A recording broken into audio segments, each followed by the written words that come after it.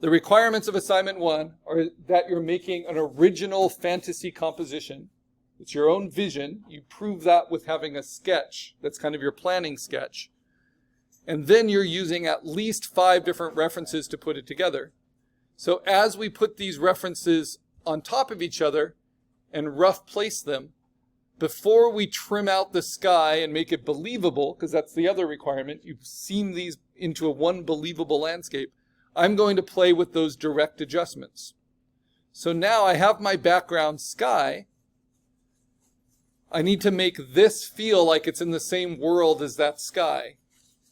So I first go to Image and Adjustments, and I go to Levels, the ones that are written on the board. Then I play with the midtone slider and decide, do I want it to go brighter or do I want it to go darker? And I think I want it to go a little bit brighter. The other thing you can play with are what are called the limiters, right? That limit the outputs. So if the highlights seem a little hot, especially for a background ship, I'm going to limit how bright that can be. So this is basically the brightness or darkness, and then this is the contrast level. I don't want to do this because that will just weaken the shadows. And I don't want to use these sliders because that will get rid of pixels. When you replace pixels with white, that's what I'm doing here. That's called blasting out. And when you replace pixels with black, you're just losing pixel differentiation, right? So that's why the midtone slider is safe. Okay, you can always go to your history and see what it was like before you did levels and now after levels. So that's good. The next direct adjustment adjusts color temperature, and it's called color balance. You're going to start with the midtones. I see that my background, the sky, is much pinker, so I'm going to move those midtone color temperatures more towards magenta, more towards red. You see how it's already starting to match, and more towards yellow. That's the color temperature. Right now we're in a room with yellow fluorescence, so that yellow warm light is affecting all the colors in the room. Now I can go to shadows, and I can see there's a lot of green in the shadows. So maybe I play with that a little bit, bring some of that green in. Maybe bring some of the blues back in, maybe a little cyan, or maybe push it more towards the reds. And I think the reds work a little bit better. And then the highlights, whatever I do for the shadows, I usually do opposite for the highlights. So I might up the yellow a little bit, up the cyan just a little bit for the highlights. So let's see what that did. So this was with nothing, this was with levels adjustment, now this is with color balance. And you can see how now the color temperature is matching a little bit better. And then the third adjustment of the 3 direct adjustments you need to know is hue saturation. You will always need to use levels and color balance. You will only sometimes need to use hue saturation because this is for big shifts in color. So the sky looks very different than that sky, but this is kind of matching. And I love that sea color. But if I wanted to change the spectrum of the color, I can really go for kind of psychedelic shifts in the hue by playing with this hue slider. So realistically, you only move it a little bit to the left or to the right. And I definitely, in this case, like it going a little bit to the left. And then the next one is saturation. This is the intensity of the color. Now I want some pretty intense colors for this, and no one is allowed to take all the saturation out and just make grayscale. You don't need to have really colorful landscapes, but you need to have some color in them. But in my case, I'm actually going to up the saturation a little bit so it's a little bit more intense. So let's look. It started out like that, and then I went through the 3 direct adjustments: levels, color balance, hue saturation. And now it's going to be easier to trim this out. So I'm going to do it with the next layer as well. Same thing. I'm going to push it through. So what do I start with? Image, adjustment, levels, and then I'm going to show you how I cut them out. Use the midtone slider. I'm just looking at the sky. This one's a little bit closer. So how bright do I want it? Maybe about there. Do I want to limit highlights? No. That's pretty good. So not a huge difference, just a little brighter in the midtones. Next, image adjustment, color balance. I'm going to put a lot more red in the midtones, more yellow.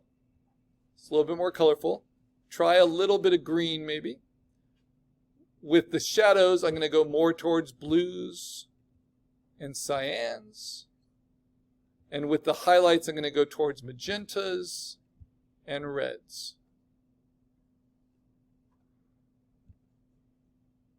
So those are the two I have to use.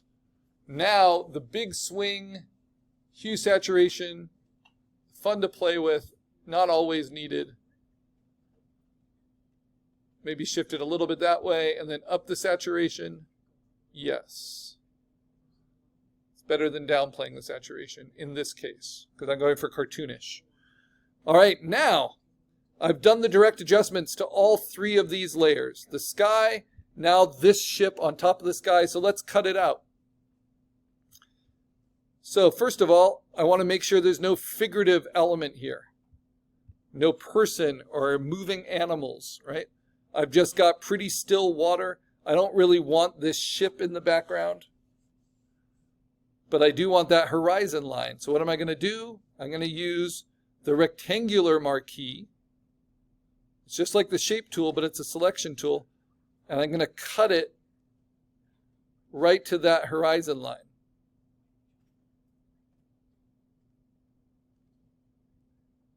And then just hit delete. All right. Now I can take my move tool and click a guide and stick it on that horizon line. Because even though not a lot of the horizon is going to be showing, I want it to match across my different references. So for this one, for instance, that horizon line is going to be right there.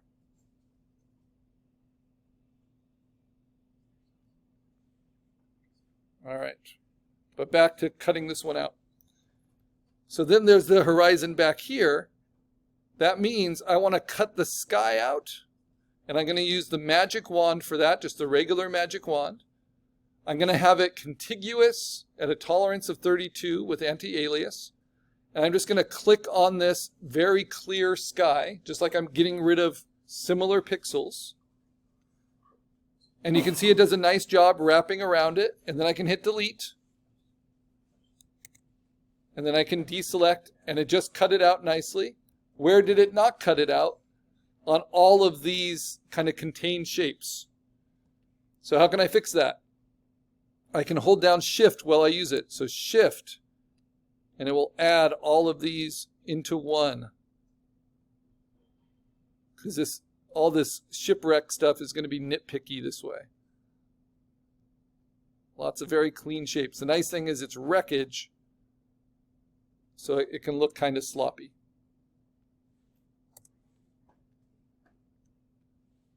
Hold down Shift. I can add with magic wand selections.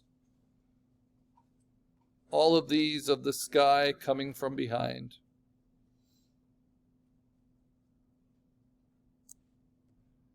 And I like this tool, the magic wand, and just the straight lasso tool. I like that better than some of the shortcut tools that are also there, like the object selection tool or the magnetic lasso. But you can experiment with them. It's all just trying to get good selections.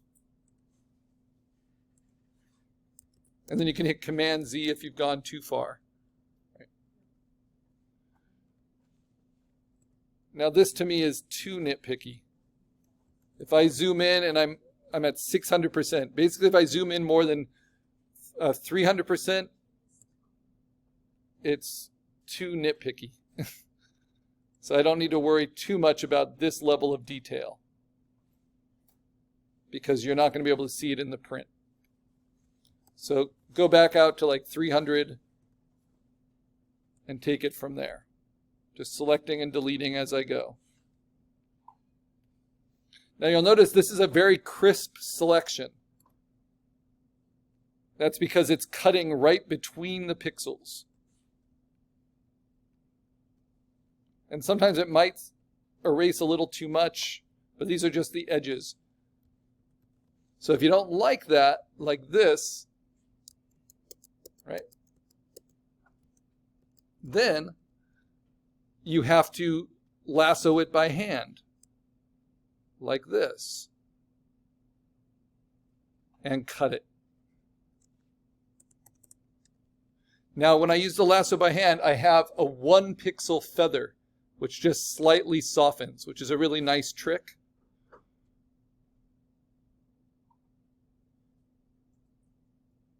Because I'm doing a lot of machinery. But I think that's the only edge I needed to do that with so far.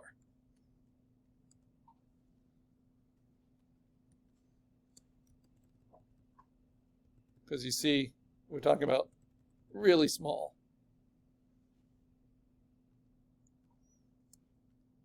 Okay, so holding down Shift, getting all of this stuff. Lots of practice with selecting and then deleting, using the magic wand. Some of you, depending on your reference, the magic wand is going to be like your favorite tool ever. And because I already made the direct adjustments match the color, it's going to make this feel pretty believable by the end of the day. So rough cutting was like tearing it out of a magazine. This is more like using an X-Acto knife and getting your fine edges.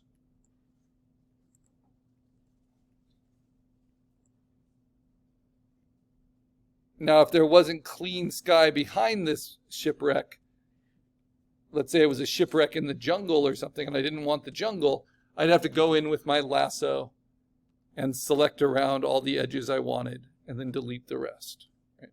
Unless the colors were really clearly different. So open sky is handy. It's kind of like nature's green screen for doing this stuff. But you got to be careful to select the right pixels in the right places. Okay.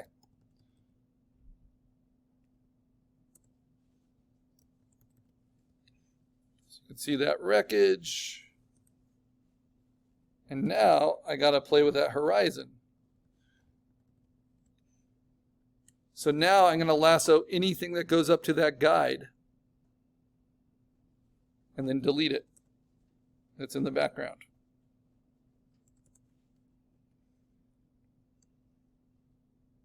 Including this stuff.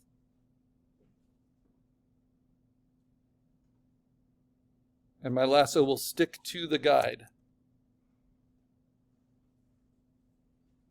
There's a little moving speedboat there. I don't want that. Delete it out.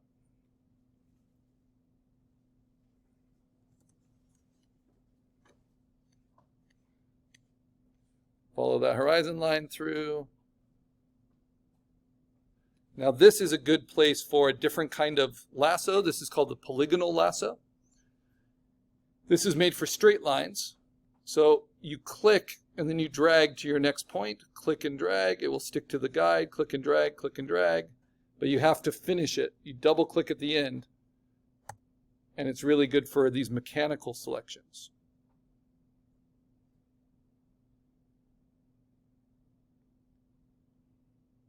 Which don't show up in landscapes very much unless it's man-made stuff. Come on, finish it up. Darn it. And I'm using a tablet because I find it a little bit easier. But you can do the same thing with a mouse or a trackpad. But don't be afraid of trying out those tablets, because the more practice you get with them, the easier it will be when we're required to use them. Okay. So now I have cut out. I have my first blended layered composite, right? Those two. Looks pretty good. Now let's go to the next one. So this one, the sky is not all the same, right? So this might be a good opportunity to try what's called the object selection tool. And what the object selection tool is, it's tricky, but I'm going to try to paint